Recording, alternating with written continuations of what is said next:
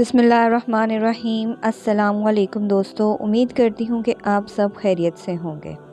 حضرت ابو ہریرہ نبی پاک صلی اللہ علیہ وسلم کا یہ ارشاد نقل فرماتے ہیں، جب تم میں سے کوئی شخص رات میں سوتا ہے تو شیطان اس کی سر کی گردن پر 3 گریں لگاتا ہے۔ ہر گرہ لگاتے ہوئے وہ یہ کہتا ہے، علیکا اللیلہ طویل، ابھی بہت رات باقی ہے، سوتے رہو۔ بس اگر کوئی شخص جاگتا ہے اور اللہ تعالیٰ کو یاد کرتا ہے تو ایک گرہ کھل جاتی ہے، پھر جب وہ وضو کرتا ہے تو دوسری گرہ کھل جاتی ہے، اور اس کے بعد جب وہ نماز پڑھتا ہے تو تیسری گرہ بھی کھل جاتی ہے۔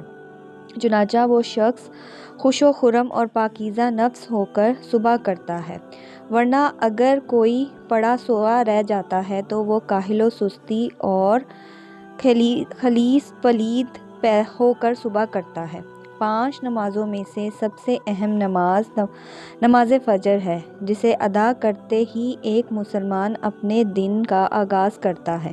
جیسا کہ ہمارے عظیم محمد صلی اللہ علیہ وسلم کا فرمان ہے، عشاء اور فجر کی نماز منافقینوں پر سب سے زیادہ بھاری ہوتی ہے، اور فجر کی باجماعت نماز ایک مسلمان کی صداقت اور اس کا ایمان رکھنے کا ہے۔ عبداللہ بن عمر رضی اللہ عنہ فرماتے ہیں، ہم اگر فجر اور عشاء کی نماز میں کسی شخص کو نہ پائیں تو اس کے بارے میں اچھا گمان نہیں رکھتے تھے۔ کچھ لوگ فجر کی نماز پڑھتے ہی کیونکہ فجر کے وقت آدمی کی بہت زیادہ غفلت ہوتی ہے، اگر گہری نیند میں ہوتا ہے اٹھنا مشکل ہوتا ہے، شیطان پورے زوروں لگاتا ہے کہ آدمی نماز نہ پڑھے۔ نماز پڑھنے کے بعد اکثر لوگ سو جاتے ہیں، جبکہ نماز کے بعد فوراً سو جانا نقصان دہ ہے۔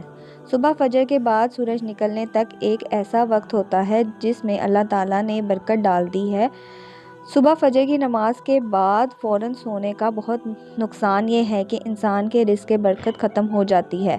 جو لوگ صبح فجر کی نماز کے فوراً بعد نہیں سوتے، اللہ تعالیٰ نے ان کے رزق میں برکت دی ہوتی ہے۔ نماز فجر کے بعد بلا حاجت شدید سونا سخت مکروہ اور ناپسندیدہ ہے، چونکہ رزق کی تقسیمی کا وقت ہوتا ہے۔ روایت میں ہے کہ اللہ تبارک تعالیٰ صبح صادق سے لے کے طلوع آفتاب تک مخلوق کے لیے رزق تقسیم کرتے ہیں، یعنی جو لوگ اس سے پورے وقت میں غافل رہتے ہیں وہ رزق کی برکت سے محروم رہتے ہیں۔ نبی پاک صلی اللہ علیہ وسلم اور صحابہ کرام کا طریقہ یہ تھا کہ وہ جب فجر کی نماز پڑھ لیتے تو سورج طلوع ہونے تک اپنی نماز کی جگہ ہی بیٹھے رہتے اور ذکر اذکار میں مشغول رہتے۔ اس وقت میں ذکر خدا میں لگے رہتے۔ رزق کے حوصلے میں زیادہ باعث نفع ہے، جیسا کہ ابن حرہ سے مروی ہے کہ میں نے جابر بن سمرہ سے کہا، کیا تم رسول پاک صلی اللہ علیہ وسلم کے ساتھ بیٹھا کرتے تھے؟ انہوں نے کہا، ہاں، بہت زیادہ۔ آپ فجر کی نماز جس جگہ پڑھتے تھے اس جگہ سورج طلوع ہونے تک بیٹھا رہتے تھے، چنانچہ جب سورج طلوع ہو جاتا تو کھڑے ہو جاتے۔ آپ ساتھیوں کے ساتھ باتیں کرتے، جاہلوں کے زمانے کی باتیں بھی کرتے تو صحابہ کریم سن کر ہنستے اور آپ صرف مسکرا دیتے۔ چنانچہ صبح کے وقت میں رزق تلاش کرنے والوں کے لیے آپ صلی اللہ علیہ وسلم نے خصوصی دعا بھی فرمائی ہے۔ شریف کی روایت میں آتا ہے، جناب رسول پاک صلی اللہ علیہ وسلم نے فرمایا، اے اللہ، میری امت کے لیے ان کی صبح کے وقت میں برکت عطا فرما۔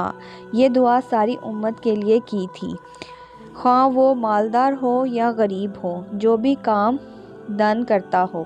صبح کے وقت میں بڑی برکت ہے، مگر آج کل لوگوں میں اس وقت کی برکت کے خواص کی جستجو نہیں رہی، جس کے بارے میں حضور پاک صلی اللہ علیہ وسلم نے یہ دعا فرمائی، اس وقت میں کوشش کرنے والوں کو برکت نصیب ہوتی ہے۔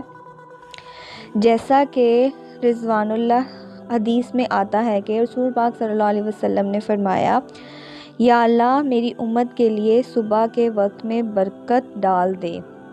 راوی کہتے ہیں کہ جب کبھی آپ صلی اللہ علیہ وسلم نے چھوٹا بڑا لشکر ارسال کرنا ہوتا تو صبح کے وقت ہی بھیجتے تھے، اور صحابہ تجارت کے لیے بھی صبح کے وقت ہی تجارتی قافلہ صبح کے وقت بھیجا کرتے تھے تو آپ کو خوب مال و دولت نصیب ہوا۔ حضرت ابو حویرہ فرماتے ہیں کہ ہم صبح کی نماز پڑھنے کے بعد حضرت عبداللہ بن مسعود رضی اللہ عنہ کی طرف اور دروازوں سے سلام کیا تو انہوں نے ہمیں اجازت دی، مگر ہم تھوڑی دیر دروازے کے ساتھ کھڑے رہے تو ایک باندی آئی اور اس نے کہا کہ تم اندر کیوں نہیں داخل ہو رہے؟ تو پھر ہم اندر داخل ہوئے تو حضرت عبداللہ رضی اللہ عنہ بیٹھے تسبیح پڑھ رہے تھے۔ انہوں نے فرمایا کہ تمہیں کس چیز نے اندر داخل ہونے سے روک رکھا تھا جبکہ تمہیں اجازت دے دی گئی تھی؟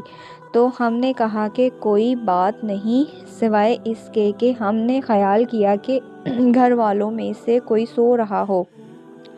تو عبداللہ رضی اللہ عنہ نے فرمایا کہ تم نے ابن عمر عبداللہ کے گھر والوں کے بارے میں غفلت کا گمان کیا ہے۔ راوی نے کہا پھر حضرت عبداللہ نے تسبیح پڑھنا شروع کر دی یہاں تک کہ پھر خیال ہوا کہ سورج نکل گیا ہے۔ تو باندی نے فرمایا دیکھو کیا سورج نکل آیا ہے۔